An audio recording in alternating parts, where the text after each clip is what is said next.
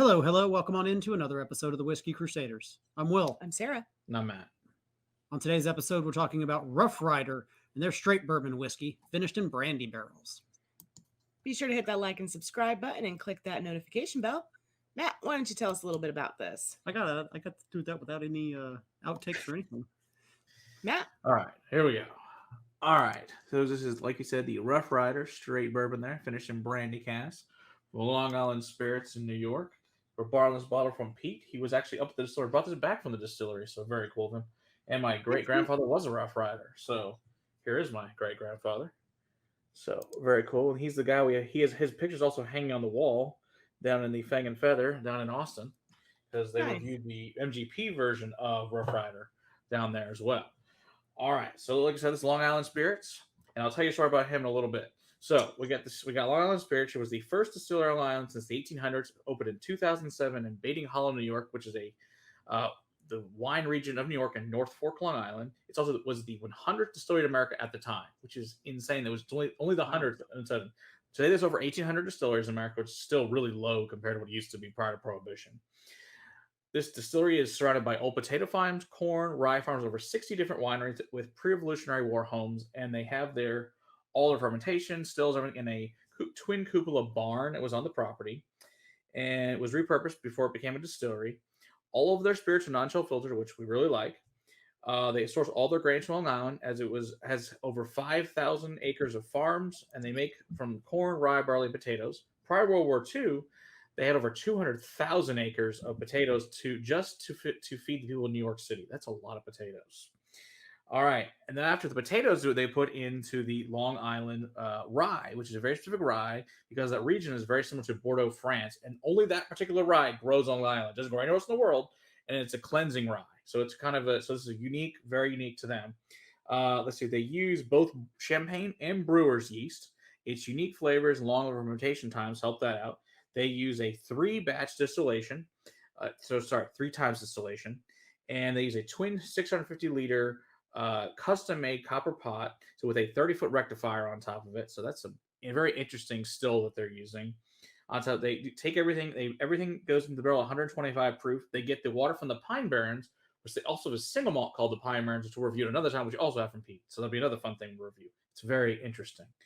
All right, so we also have that. So at the time, this farm was established in 1908 by the Palumbus family, which was really a Polish family, and that's not their real last name, was Palumbus. So clearly not Columbus. So anyway, there's also a hotbed for bootleggers during the time. What they would do is they would hang up a lantern up in the barn and to let you know if it was safe or not for the bootleggers to pull into the harbor and let their booze out. So pretty cool place. That's fucking funny.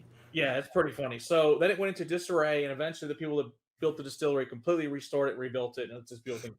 All right, so let's say what this bottle is. So this is 45%. It is, of course, featuring our buddy Teddy Roosevelt from 1898, formed the Rough Riders. Like I said, that was my great-grandfather was a Rough Rider. And what the Rough Riders were is a voluntary cavalry unit. It was the first one ever in America. They were a bunch of guys who were, they had the White House doctor who led them. Teddy Roosevelt was assistant to the Secretary of the Navy. Then you've got a bunch of, cowboys, Indians, miners, aristocrats, Ivy League athletes, just a ragtag group of guys that hung out for 137 days. But they're still really important as they also took San Juan Hill in the Battle of the Spanish-American War. And my grandfather was actually shot there, the first man shot in there, and he had a pocket watch on it that saved his life. If it wasn't for that pocket watch, I wouldn't be there. That's pretty wild. So Teddy Roosevelt said they strapped him over his horse, and they wanted to know why he was riding backwards and why he's laying on his horse and not standing up. He said, "Sir, this man's been shot." So it's a good. He said, "Well, carry on then." So thankfully, he was able to get a letter back to Long Island and tell everybody, "I'm not dead yet," even though it's a thing in the paper that said the next day after the letter got there, first Long Island boy dies. Well, he's not dead, so thankfully he did not die. Thank God for that pocket watch. So very, very important pocket watch. Like I said, after 137 days, these 1,250 guys broke apart and they had to be quarantined because they're down in Cuba. It's, detrimental diseases in Cuba. So if at the Montauk Point, which is very close to this, within a few miles of this distillery, which is why the distillery is where it's located, is because of that. So the mash bill is 60% corn, 30% winter rye, and 7% malted barley. So then they take an extra maturation in a high-proof ex-brandy French oak cask that's made from Pinot Noir, Chardonnay, and Merlot grapes for private label for other wineries. And all the wineries, they make the brandy for those wineries. They don't put out brandy themselves, but make it for other ones located near them. And it's been 2 years in oak and then finished in the ex-brandy casks and then we're going to compare it to the MGP version, which is 65% corn, 35% rye, and a 5% barley. So it should be a very interesting comparison. So let's see what we think here of the Long Island spirit made actually at the distillery from the distillery. So I gotta know, did the pocket watch survive? Like, did it make it We down? have had it restored. So my cousin has it. Okay, that's Nice. that's Yeah. pretty awesome. Yeah, Yeah. so we have the pocket watch, and we've got a lot of cool military stuff. This smells nice. Yeah. It's not overbearing. You No. said what, 45% ABV? 45, yeah.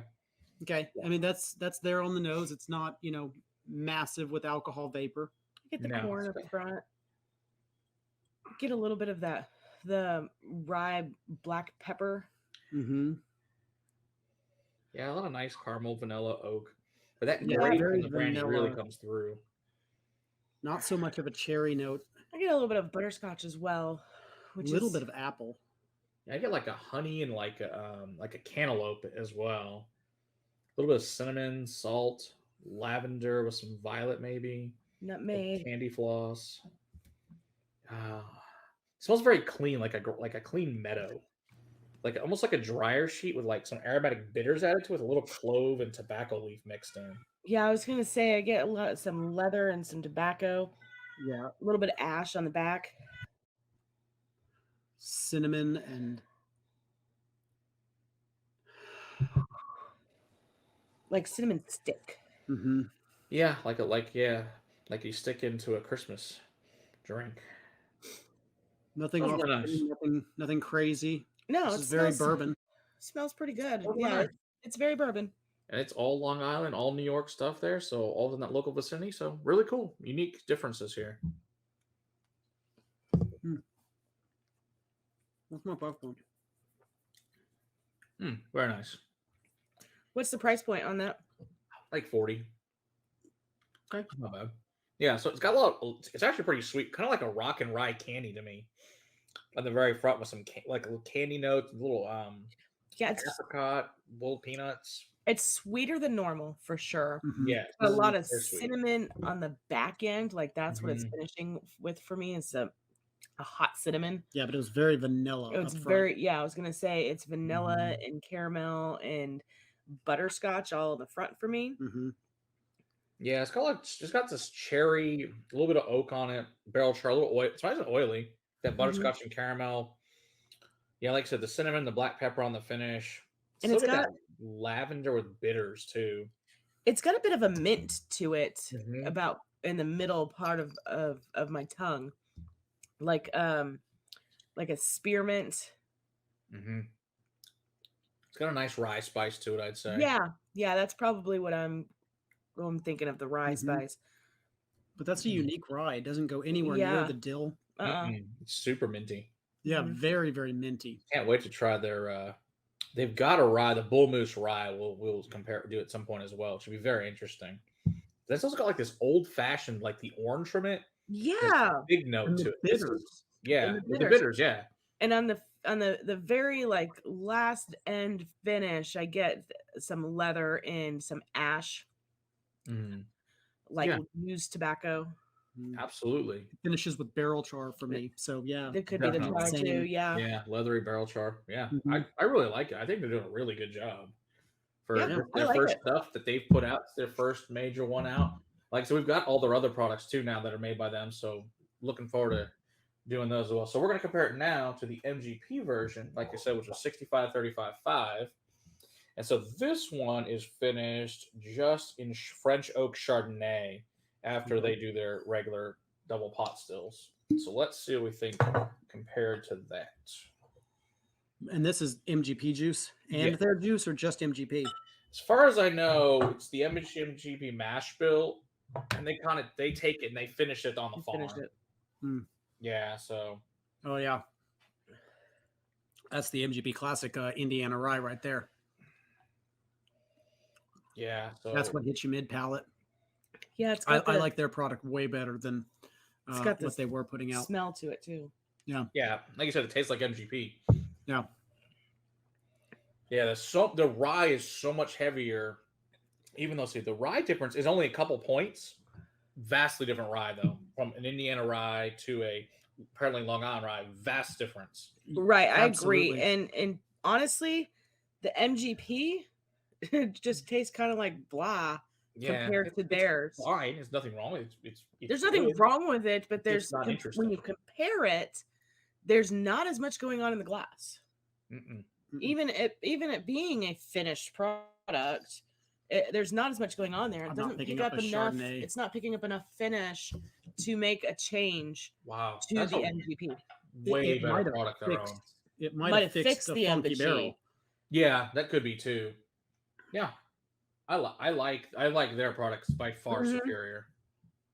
Mhm. Yeah, I do and too. And we'll give you guys full review of this MGP version at some point in time, just probably not anytime soon, because I'm more interested in their own product than the MGP Absolutely. version. Absolutely. And like I said, it's not as memorable as the actual Yeah, you product. had lots of 65, 35 fives from MGP. It tastes Well, like a lot of things you had. moreover, you can find a lot of reviews of that. Right. Yeah, right. For different labels, you don't see a lot of Rough Rider, but different labels, you'll find exactly that mash bill. Exactly. Exactly. But yeah, that rye that only grows on Long Island definitely is making a difference for sure. Yeah, I really like it. I'm interested to try the rye, Me too. That's We will get with- that one sometime probably the next few months. Long Island rye. Yeah. Yeah. Okay. All right. Good stuff. Great stuff job indeed. there, guys at Long Island Spirits. And Really and enjoyed again, it. reminds me you can only get this at the distillery. No, you can get it. You can get it here now. Oh, But he went to the distillery himself and brought this back from the distillery. Gotcha. Very At cool. the Okay. time when he got it, you could not get it here. You can Got it. now, but you couldn't Got when he got it. Like 2 years ago. It's been sitting in my house for almost 2 years. So- Wow. All right. I Thank guess you. I'll get Pete's this one looking back to to you get now. that bottle back. Thanks for your patience, buddy. Thank you, Pete. All right. Don't forget to hit that like and subscribe button and click that notification bell. Be sure to check us out Monday nights on our live stream. And until next time, Keep on crusading for better whiskey in your glass. cheers.